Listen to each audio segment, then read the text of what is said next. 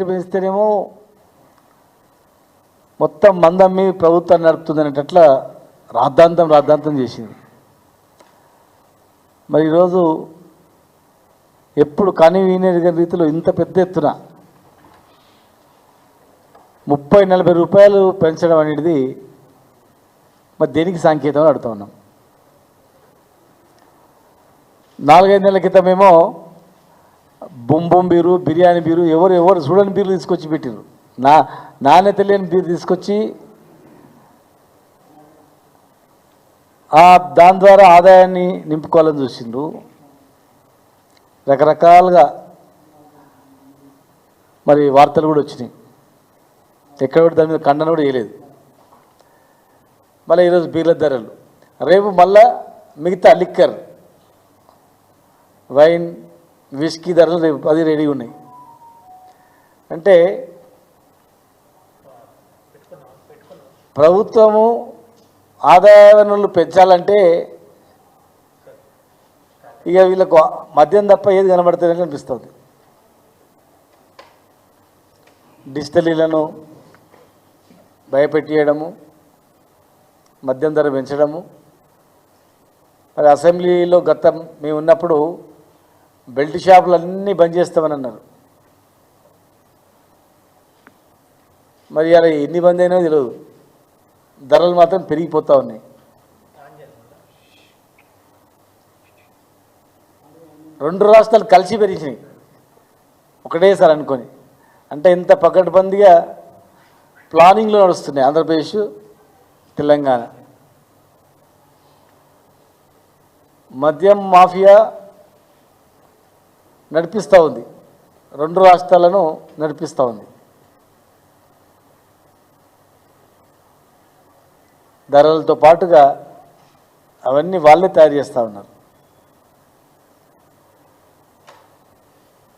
గతంలో ఇతర రాష్ట్రాల నుంచి రాకుండా అరికట్టి విదేశీ మద్యాన్ని అరికట్టి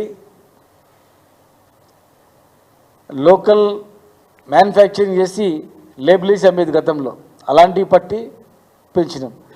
కానీ ఈరోజు వేరే రాష్ట్రాల అడవులలో తయారు చేస్తుంటే కూడా ఆ మద్యాన్ని కూడా పట్టుకున్నాం, నియంత్రించి పెంచుకున్నాం. ఇలా ఇక్కడ మాత్రం మరి ఇలా అధికారం రాకముందు చెప్పిందేంది, మరి ఇలా చేస్తుందేంది ఒక్కసారి గమనించాలి. మొన్న రాహుల్ గాంధీ గారు వస్తారంటే నిజంగా వస్తారు. ఇక్కడ వాళ్ళు ఇచ్చిన హామీలు ఒకసారి రివ్యూ చేసిపోతాడు. అన్నీ అమలైనవని చెప్తున్నాడు కదా, మరి అన్నీ అమలైనవే లేదా అని చెప్పి సడన్గా వచ్చి చూస్తాడు అనుకున్నాం. మళ్ళీ అర్ధాంతరంగా ఆగిపోయింది. మేము రాహుల్ గాంధీ గారిని రిక్వెస్ట్ చేస్తున్నాం, ఎలక్షన్లప్పుడు మీరు ఎక్కడెక్కడైతే మాట్లాడినరో ఆయా ప్రాంతాల్లో మీరు పర్యటించండి.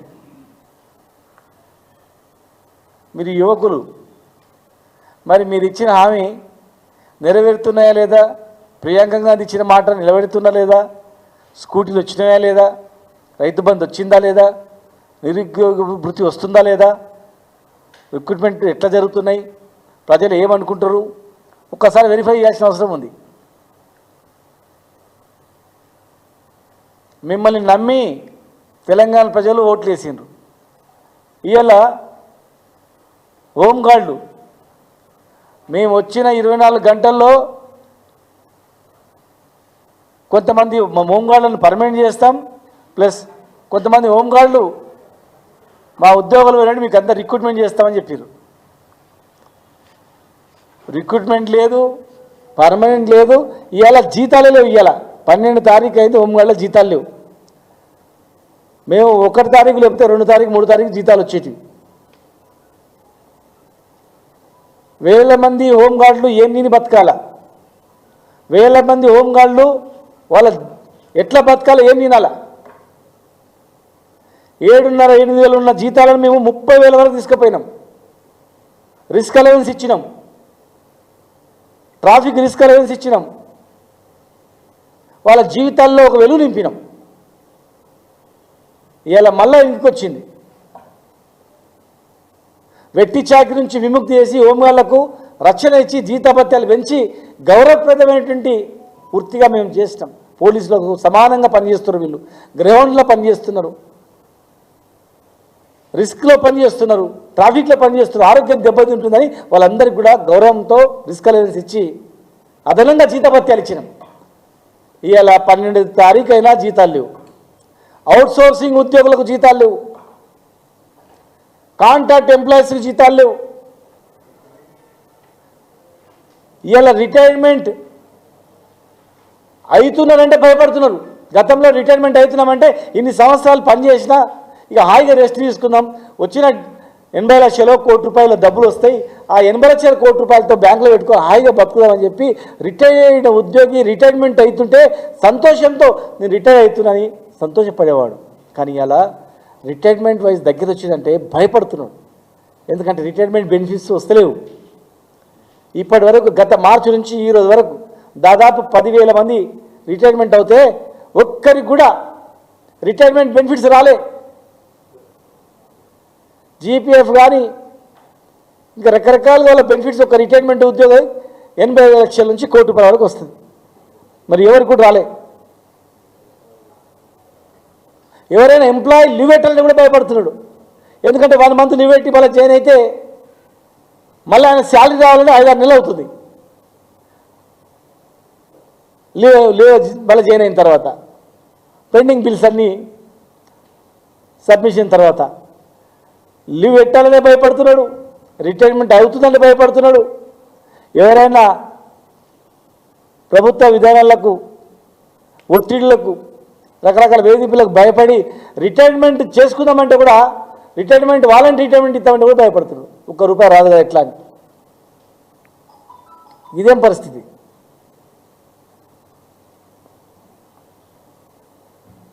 ఆర్టీసీ పర్మనెంట్ ఉద్యోగులకు గుర్తించి వాళ్ళు మొత్తం పర్మనెంట్ అన్నారు. ఇలా ఆర్టీసీ పరిస్థితి రోడ్ల మీదకి వచ్చింది.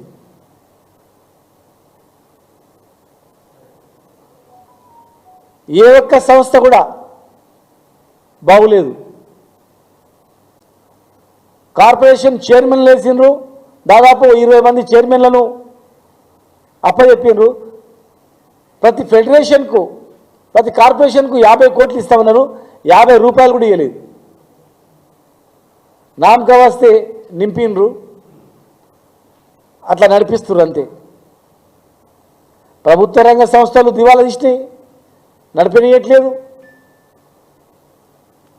అందులో పనిచేస్తున్న పరిస్థితి అగమ్య గోచరంగా ఉంది. సర్కార్ దవాఖానాల్లో మందులు లేవు.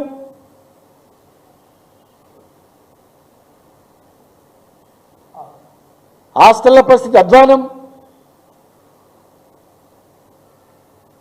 ఎంప్లాయీస్ హెల్త్ కార్డు బ్రహ్మాండంగా చేస్తామన్నారు, ఈహెచ్ఎస్ స్పెషల్ స్కీమ్ అన్నారు, ఎక్కడా లేదు. 5 డిఏలు మూలకు పడ్డాయి. తెలంగాణలో ఈరోజు తెలంగాణ ప్రజానీకం మొత్తం కూడా బాధలో ఉన్నారంతా. రాహుల్ గాంధీ గారు వస్తుందంటే చాలామంది మాకు ఫోన్ చేసిండ్రు వరంగల్ నుంచి, అన్న మేము కలుస్తాం, ఇక్కడ చెప్తాం, అందరం రిటైర్డ్ ఎంప్లాయీస్ కలుస్తాం, హోంగార్డులు మా ఉద్యోగాలు తీసినా సరే మేము పోయి కలుస్తాం, ఆంధ్రప్రదేశ్ గవర్నమెంట్లో తీసేసిన ఉద్యోగులు మేము తీసుకుంటామని మాట ఇచ్చిర్రు, మరి మేము కలుస్తాం. వరంగల్ డిక్లరేషన్ పూర్తి స్థాయిలో రుణమాఫీ అక్కనే. మరి వరంగల్ డిక్లరేషన్ కంప్లీట్ అయిందా లేదా? ఒక ఊరు తీసుకుపోతాం ఇక్కడ నుంచి. రైతు బంధు, రైతు బీమా, పార్లమెంట్ ఎన్నికల్లో మరి మీకు 0 వచ్చింది, అవహేళన చేసిండ్రు. మరి అలా అదే 0 ఢిల్లీ కూడా వచ్చింది. మీ అబద్ధపు హామీలతో ప్రజలు ఏదో చేస్తారని ఓటేసినంత మాత్రాన ఇలా మీరు మీ పార్టీ మీ విధానం చూసి చేసిన అనుకుండొచ్చు, మీ హామీలను చూసి మోసపోయి చేసిండ్రు. ఇవాళ మేము డిమాండ్ చేస్తూ ఉన్నాం, మీకు ₹1 ఖర్చు కాంది, హోంగార్డులను మీరు పర్మనెంట్ చేస్తాం, హోంగార్డులందరినీ అధికారంలో వచ్చిన వెంటనే మిమ్మల్ని పర్మనెంట్ చేస్తామన్నారు. మీకు ₹1 ఖర్చు కానటువంటి అంశం ఇది. హోంగార్డులను వెంటనే వాళ్ళని రెగ్యులరైజ్ చేయాలి. మేము వేసేవాళ్ళు చేసినాం, వాళ్ళకు లాస్ట్ కమిటీ కూడా వేసినాం. మరి మీరు చేస్తామన్నది చేయాలి.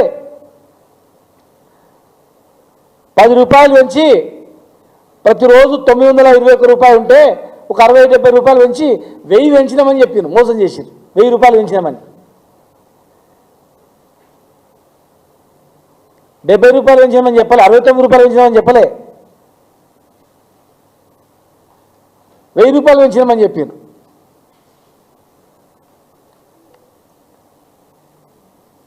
మళ్ళీ దీనికి రిటైర్మెంట్ వైజ్ పెంచుతామని ఎవరైనా అడిగినరా? పెంచమని ఎవరైనా అడిగినరా? ఎక్కడ డిమాండ్ ఉందా?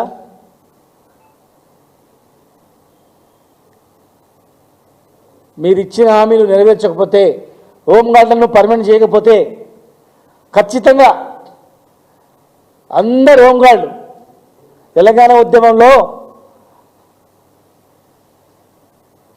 యూనిఫామ్ సర్వీసెస్ మొత్తం కూడా తెలంగాణ గురించి కొట్లాడిండు. హోంగార్డుల నుంచి అందరు కొట్లాడిండు తెలంగాణ గురించి, ఉద్యోగాలు పోయినా పర్లేదని.